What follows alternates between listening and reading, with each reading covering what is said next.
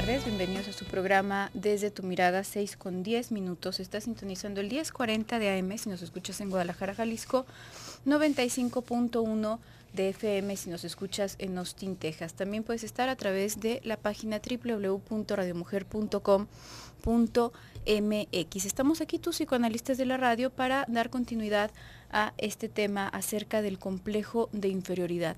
El día de ayer estuvimos hablando de estos estándares sociales en los que en muchas ocasiones en el discurso social gana el que está en desventaja, digamos.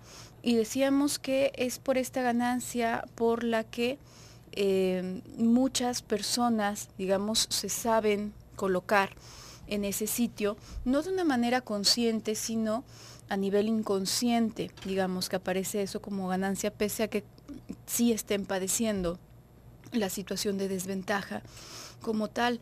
Y una cuestión importante a tratar aquí es que, a pesar de que en general se va asumiendo que estas personas sufren de baja autoestima, autoestima en sí mismo no es un término que se utilice mucho en términos psicoanalíticos, pero alude, si lo quisiéramos traducir al lenguaje psicoanalítico, a lo que entendemos por narcisismo, ¿no? Y aquí es interesante esta forma en la que una persona puede llegar a distribuir su libido narcisista, porque podemos ver, a diferencia de lo que parecería superficialmente, que estas personas, por lo contrario, tienen un narcisismo muy elevado en el sentido precisamente de que el estándar o el ideal, cada uno de nosotros tenemos un ideal de nosotros mismos. Y esta instancia, esta conciencia moral, que es la conciencia moral en sí, la que contiene nuestro ideal de nosotros mismos, es la que nos va a evaluar en función a qué, bueno, pues precisamente en función a ese ideal. Uno podría entender que una persona, cuando tiene un ideal exacerbado, cuando es exageradamente alto, bueno, pues esto va en respuesta también a un narcisismo que le mide de forma desmedida. Lo que podríamos traducir, si lo queremos poner en términos muy sencillos, que cualquier cosa que ataña al mundo de los mortales, vamos a ponerlo así, de los humanos, de lo banal, bueno, pues es permitido a ellos, a los humanos, ¿no? Pues se entiende que sientan envidia y se entiende a lo mejor que tengan cierta vanidad y se entiendan que tengan cierta avaricia, etcétera, etcétera, etcétera. Pero la persona en sí no se puede permitir todas esas cosas y se las va a castigar de formas muy contundentes, porque en realidad no se está considerando como un mero ser humano, sino que se está considerando, le está tirando a ser algo mucho, muy diferente. Vamos a ir a un pequeño corte y regresamos.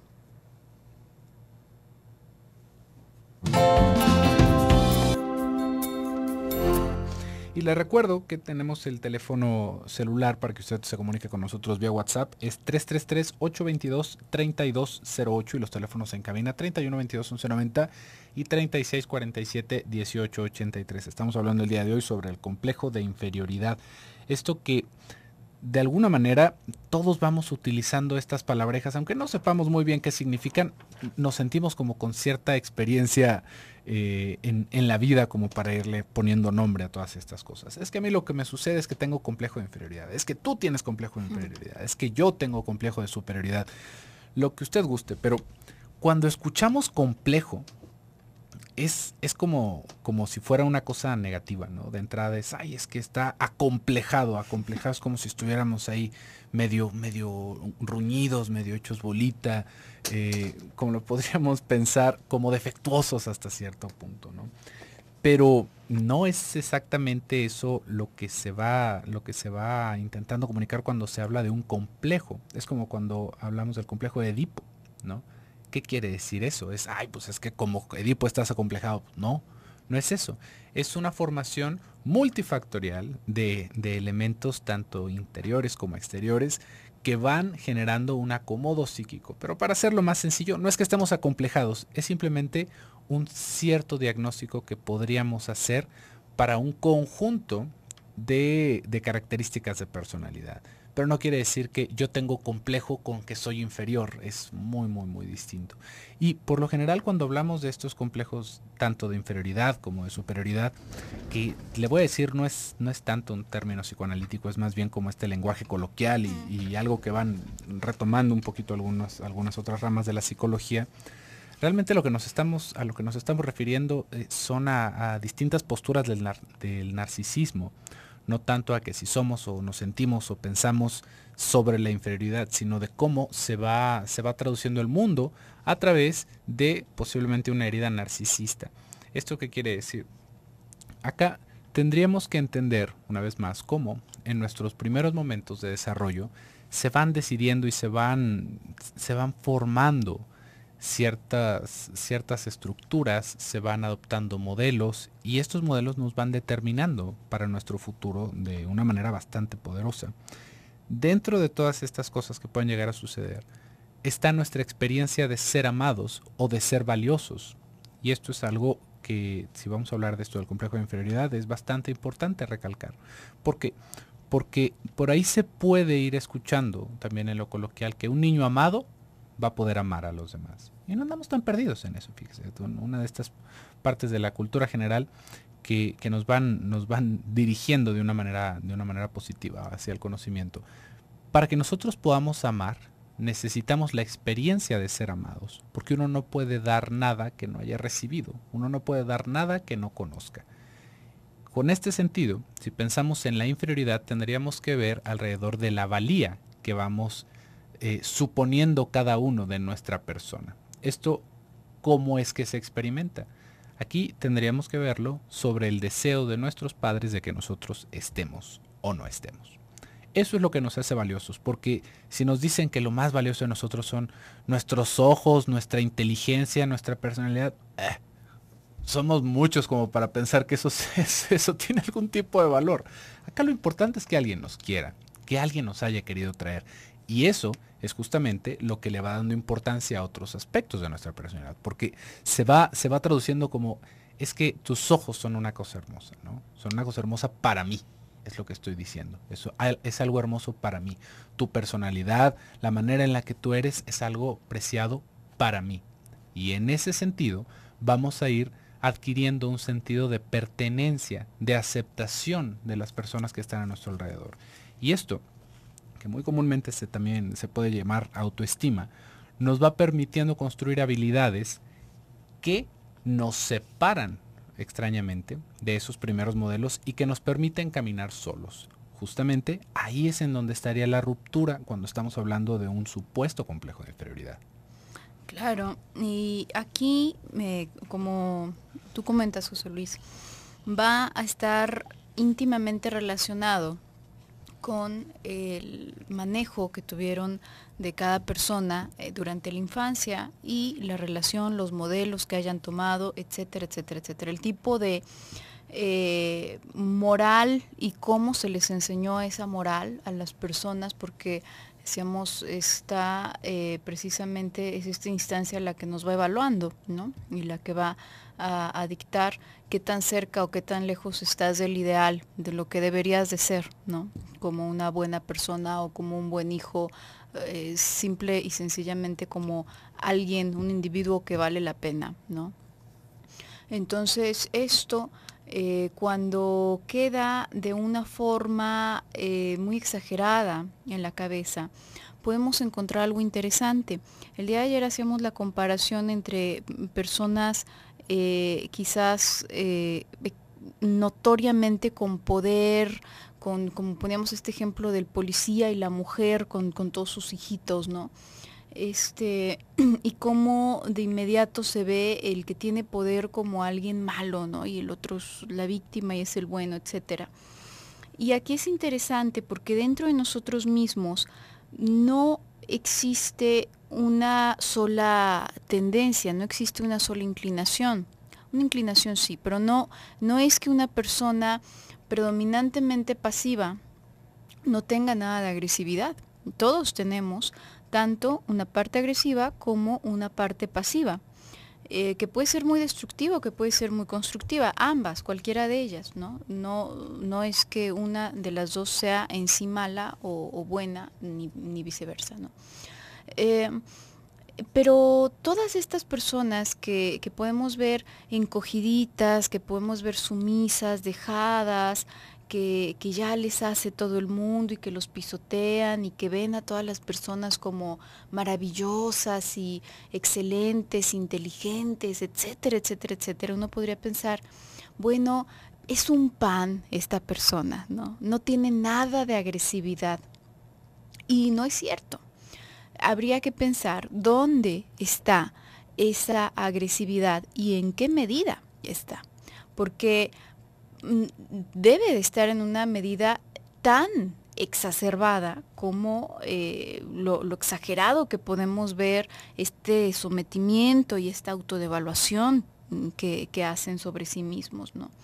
Este sadismo va dirigido por una parte hacia uno mismo con estas críticas, estas autocríticas tan extremas, a veces al punto de ser ridículas las exigencias que se va haciendo la persona, como hacia las otras personas de alrededor, en, en esta admiración, entre comillas, que muy veladamente también son unos celos y una envidia impresionantes, ¿no? Ese pensar es que a las otras personas todo les sale bien, es que las otras personas lo tienen tan fácil, es que esa persona es tan inteligente, también va un monto de agresividad y de destructividad muy, muy grande. Y la envidia que se maneja en este tipo de personas es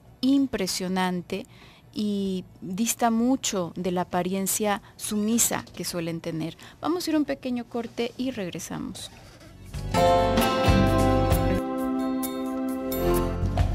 Estamos de regreso en su programa Desde tu Mirada. Le recuerdo nuestro número celular para que se comunique con nosotros por el WhatsApp. Es el 333-822-3208. Estamos hablando el día de hoy sobre el complejo de inferioridad, el supuesto complejo de inferioridad. Y antes del bloque comercial, le estábamos platicando un poquito sobre qué tan importante va siendo esta percepción de que nos aceptan cuando somos pequeños y cómo esto va a generar un fuerte impacto en nuestra adultez. A ver, ya nos está... nos está llegando un mensaje de WhatsApp un tanto pasado de un marido que tiene un grano. Nosotros ya no sabemos al respecto de eso. Dije, ay, mira, nos llega... Ah, suerte con ese grano, señora. Y le estaba comentando cómo justamente el que nosotros tengamos una percepción de que se nos acepta nos va a generar un sentimiento de seguridad, de seguridad propia. Esto en un principio tiene que venir del exterior. ¿Por qué? Porque nosotros no estamos seguros. Para empezar, si el hecho de que nosotros nos retiremos nos va a asegurar que cuando nosotros nos demos la vuelta siga estando lo que nosotros hayamos dejado. ¿Esto qué quiere decir? Cuando nosotros vemos a los niños que empiezan a caminar, nos vamos a dar cuenta de algo bastante curioso. Los niños dan 2 pasitos y voltean a ver a la mamá. Y luego voltean a ver otra vez para adelante, dan 2, 3 pasitos y voltean a ver a la mamá. Y luego el camino de regreso es súper apresurado. De regreso a la mamá. Esto, dentro de la percepción del niño, tendríamos que intentarlo comprender con la permanencia de objeto que van teniendo los seres humanos, que vamos teniendo los seres humanos cuando somos pequeños. ¿Qué es eso de la permanencia de objeto? Nuestro cerebro se va desarrollando todavía cuando de que nacemos a que empezamos a hablar, a que empezamos a hacer muchas cosas, pero se empieza a desarrollar de una manera que tal vez nosotros no tengamos como mucha idea, justamente pues porque no nos dedicamos todos a lo mismo. Pero, por ejemplo, para los niños de cierta edad, me parece que es aproximadamente de los 3 a los 5 años, hay una idea de que si algo ya no está a la vista, se ha desaparecido. De ahí podríamos ver por qué a los bebés les parece tan gracioso que nosotros nos tapemos los ojos y luego nos los destapemos. Dónde está bebé? ¿No? ¿Dónde está papá? ¿Dónde está mamá? Porque ahí la idea y lo que alcanza a percibir el cerebro de ese pequeñito es que la realidad solamente existe mientras la vea. Es por eso también que si la madre se va, los niños, se ponen como locos, berrean, gritan, patalean, se ponen de todos los colores, porque la experiencia es que se ha perdido. Y si a esto todavía le vamos sumando la experiencia de individualidad que va planteando Melanie Klein, pues se vuelve un caos, ¿no? En el sentido de que algo se me perdió, algo de lo mío se me perdió. Ni siquiera es como que mi mamá ya no me quiere y se haya ido, es algo mío se me perdió. Y esto nos va a dar, pie, nos va generando la base para que, para que si alguien está esperándonos, nosotros tengamos la seguridad de podernos retirar. Esto hasta para empezar a caminar. Fíjese, realmente lo importante que es. Para empezar a caminar, para irnos a la escuela, ¿no? Desde el kinder, y ya después de eso vamos evolucionando un poquito más. Y un poquito más solamente, ¿no? Pero ahí el asunto es qué tanto de lo que nosotros sentimos que representamos para nuestros padres es valioso. Esto también lo podríamos ver en otros sentidos con los niños. Por ejemplo, ¿qué hacen los niños? Hacen unos dibujos espeluznantes, ¿no? Dibujos de niños, con crayolas y a veces le ponen hasta mocos y luego nos los llevan, ¿no? Mira lo que hice, ¿no? Nosotros, si tenemos a bien por hacer, los vamos a apreciar como lo más importante que nos haya dado ese chiquillo. No porque, ay, no, mira, te saliste de la línea. No, esto no vale, esto no cuenta. Sí, claro que hay padres que lo sé. Pero ¿qué quiere decir esto? ¿Qué es lo que nos está dando ese niño? Ese niño nos está dando una creación. Y esto nos podríamos ir hacia lo más primitivo, de cómo los niños nos hablan para que vayamos al baño, para que vean lo que acaban de hacer en el baño, ¿no? Mira nada más lo que me salió. Es por esta propia percepción de que lo nuestro es importante. Sea popó, sean crayolazos, sea un libro mal coloreado, sea un sombrero que se nos ocurrió hacer con un pedazo de basura, lo que usted guste. ¿Por qué?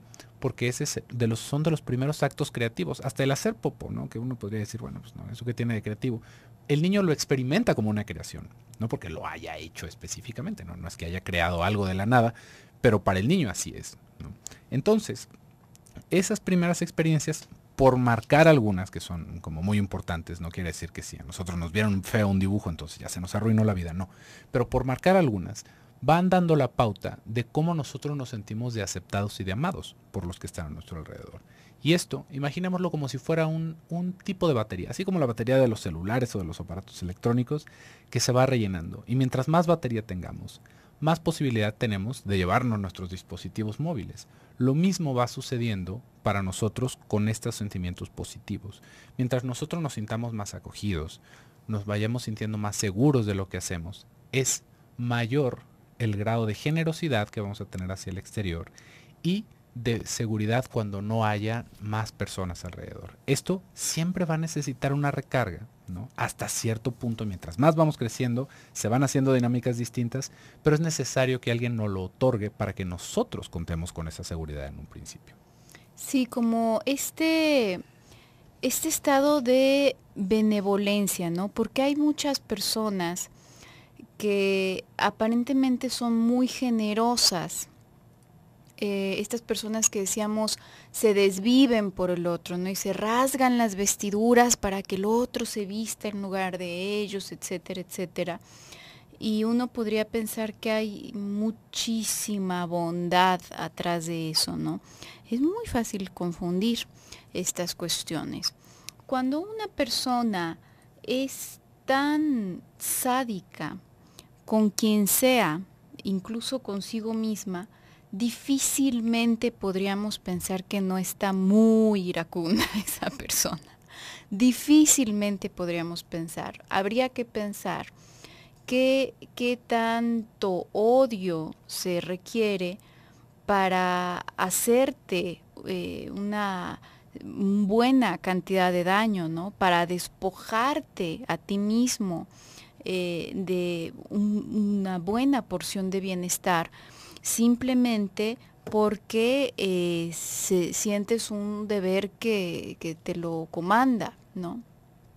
Definitivamente esto nos habla de que atrás no es que esté esa sensación de confort, de contención, de tranquilidad, de deseo verdaderamente de llegar y alcanzar a la otra persona, de vincularte con otra persona, sino que está este flagelo, ¿no? Este autoflagelo. Y entonces, bueno, pues se pueden utilizar a las personas que están alrededor para autoflagelarme, ¿no? En lugar de utilizar un látigo, pues utilizo esta persona y entonces esta persona es a la que yo cargo y a la que yo siempre le doy todo y me despojo de lo mío por darle y básicamente es de la misma manera un comportamiento muy sádico, un comportamiento muy destructivo que queda perfectamente velado como algo sumamente benévolo.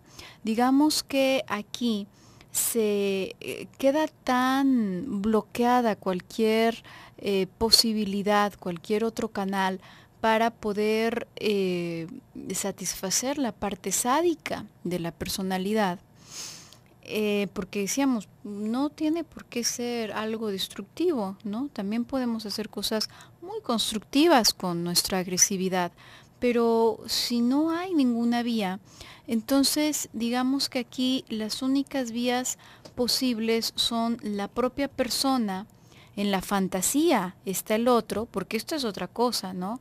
Estas personas se dejan que les hagan y les pisoteen, para luego entonces sí tener un motivo suficiente como para odiar al otro, ¿no? Porque no podrían odiarlo por cualquier tontería, tendrían que odiarlo ya porque ya les ha golpeado, ya les ha roto dos costillas y entonces sí, bueno, pues nadie les va a decir que son una mala persona si odian a alguien, ¿no? Y por otra parte, está este movimiento en donde buscan a alguien que actúe la parte agresiva en su lugar y hacen vinas, hacen parejas con estas personas, no necesariamente en el sentido afectivo, puede ser sí un matrimonio en donde uno de los dos actúa la parte sádica, pero puede ser también un compañero de trabajo, puede ser el jefe, puede ser un trabajo en sí que sea muy abusivo, etcétera, etcétera, en donde esta persona se coloca y embona perfectamente porque necesita que alguien actúe esa agresividad en su lugar. Vamos a ir a un pequeño corte y regresamos.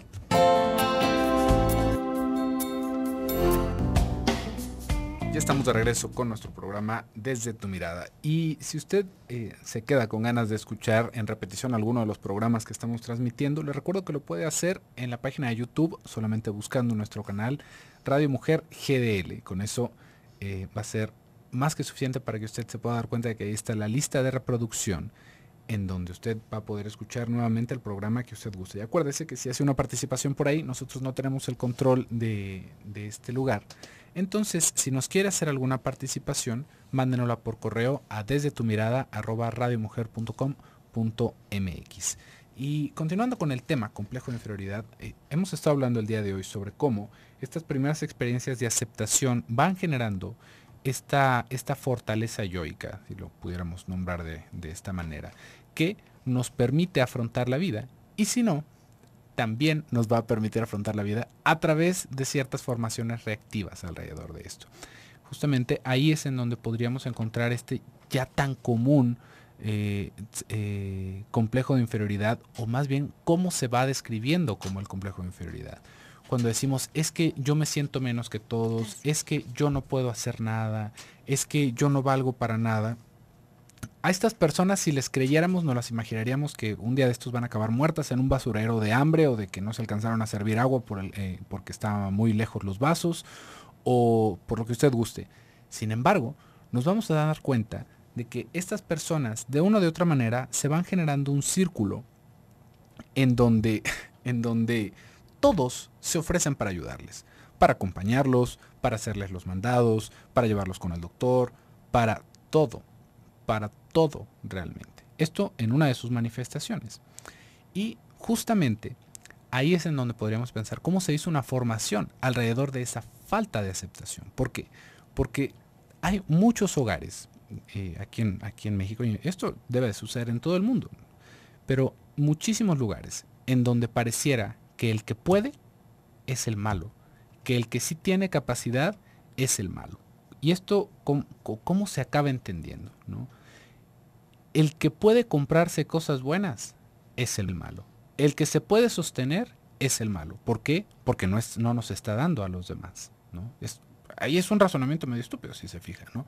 Porque si yo me puedo alimentar bien, ¿por qué no alimentas a todos nosotros mal, ¿no? Y uno podría decir, ¿por qué no se alimentan ustedes si yo me puedo alimentar a mí bien, ¿no? En todo sentido, ¿no? ¿Por qué tendría yo que hacer el trabajo de otras personas? Y esto va a ser un desacomodo bastante curioso dentro de la organización familiar. ¿Por qué? Porque entonces el que sí puede es uno, ¿no? Por lo general es solamente uno. El que sí puede es papá, o el que sí puede es el hermano tal. Y todos los demás somos unos inútiles.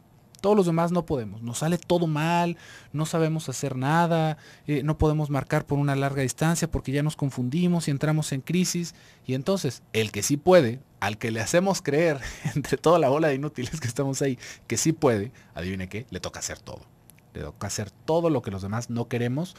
Por un primer momento, podríamos pensar, bueno, sí, porque no tenemos esa fortaleza, pero ni siquiera nos estamos preocupando por desarrollarla. Hay personas que les da miedo hacer algo y bueno, por una o por otra manera intentan enfrentarlo y bien o mal, medio descalabrados, pero se sale adelante de ese conflicto. Y hay otras personas que dicen, no puedo, no pude, y se sientan, ¿no? Y uno puede decir, bueno, todo fuera como que se sienten y se den por vencidos y eso, bueno, los afectará a ellos. Pero se sientan en los hombros de alguien más. No es sentarse a morir en algún lado como la naturaleza lo exige, sino es sentarse en las piernas de alguien, en los hombros de alguien para que los carguen, ¿no? ¿Por qué? Porque a final de cuentas tendríamos que entender cómo no son esos el fin que estamos buscando. Realmente mi fin no es servirme ese vaso de agua, pero me queda muy lejos el vaso. Mi fin es que tú me hagas sentir que me quieres y que tú me sirvas ese vaso de agua. Porque tal vez yo podría empujar una silla, pero ¿y si me caigo? ¿Y si me caigo yo caminando hacia allá? Pues al final de cuentas es lo mismo, ¿no? Pero ahí el asunto es recibir ese cuidado de los demás. No que lo podamos o que no lo podamos hacer. Porque nos vamos a dar cuenta cómo personas, y que específicamente ahí es en donde brilla más, personas con ciertas discapacidades, tanto físicas como mentales, nos sorprenden. ¿Por qué? Porque ante una discapacidad, nosotros como seres humanos, en un acomodo más natural, nos intentamos anteponer hacia esas fallas, hacia esa falta. Si no tenemos piernas y queremos jugar básquetbol, nos juntamos con todos los demás que también van teniendo un problema estos y hacemos nuestra liga de básquetbol. ¿Por qué por qué no puedo jugar yo básquetbol? Simplemente porque no puedo estar parado. Y ya vemos cómo se va haciendo todo este progreso y cómo se va empujando para adelante. Si lo que yo quiero es jugar básquetbol, pero es que como que me da flojera, como que no me cae bien la gente, pues entonces voy a ir y voy a hacer como que lo hago y ahí es justamente en donde se nos va deformando toda la situación. Sí, pero qué ganas que ya estuviera todo hecho, ¿no? Ajá. Mi capacidad, mis músculos, mi todo, para entonces sí ya jugar a gusto. Tenemos una participación anónima y lo que nos está compartiendo es algo que me parece bastante interesante. Ella nos dice, es como si me estuvieran describiendo, le doy todo a mi mamá, tiempo, dinero y esfuerzo. Ella tiene 59 años y dice, la verdad, me siento como la hija menos amada o aceptada y ya me cansé. ¿Qué puedo hacer? Bueno, Anónima, antes que nada, el hacer no es algo, una relación que se ha formado de esta manera tan patológica a lo largo de tantos años, no es algo que se pueda desenmarañar con un consejo, ¿no? Entonces ahí verdaderamente pues sería lo ideal que tú pudieras tener algún proceso. Si verdaderamente no puedes separarte por tu propia voluntad, bueno, pues buscar ayuda para tener algún tipo de proceso. Pero además, esto que tú nos estás compartiendo me parece muy interesante porque es algo que ocurre muy frecuentemente. Tú decías, José Luis, uno podría pensar que el día de ayer, que un padre que tiene mucho carácter y que es golpeador y regañón y gritón, entonces va a criar hijos que también son así, y no siempre es de esta manera.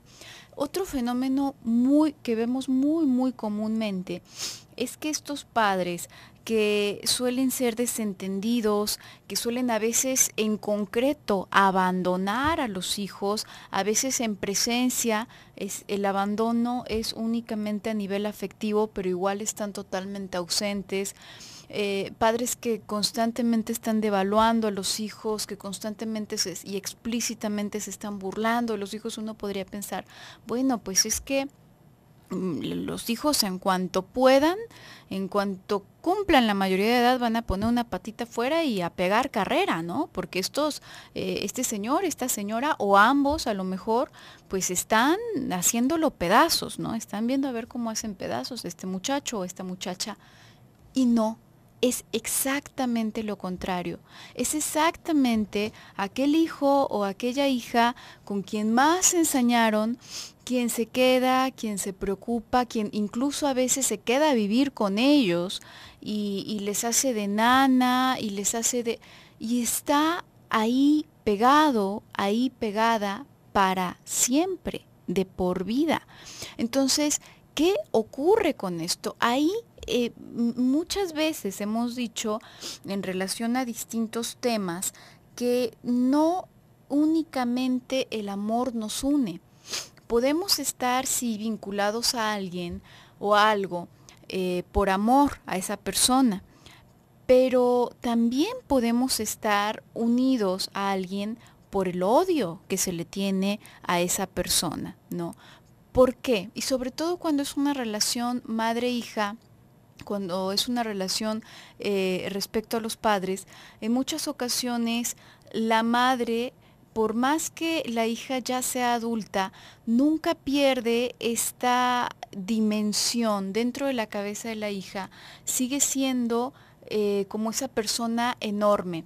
A lo mejor te ha tocado alguna experiencia, a ustedes que nos estén escuchando, en donde vas, por ejemplo, visitas tu kinder de cuando eras niño. Y te das cuenta y dices, las cosas eran tan pequeñas, pues tú no las veías así de pequeñas, tú las veías enormes, claro, porque tú estabas pequeñito. Y si lo queremos poner como ejemplo, digamos que para muchas personas, aún adultas, siguen viendo a la madre o al padre con ese poderío, en esa dimensión, como si fueran un chiquito, y su palabra sigue siendo la ley. De esto vamos a hablar un poco más el día de mañana, vamos a rescatar esta participación anónima que nos haces, que pienso que es muy interesante. Seguiremos hablando del complejo de inferioridad. Muchísimas gracias, yo me despido, soy Gabriela Maldonado. Yo soy José Luis Amarripa, que tenga muy bonita tarde y nos escuchamos mañana en punto de las 6. Hasta entonces.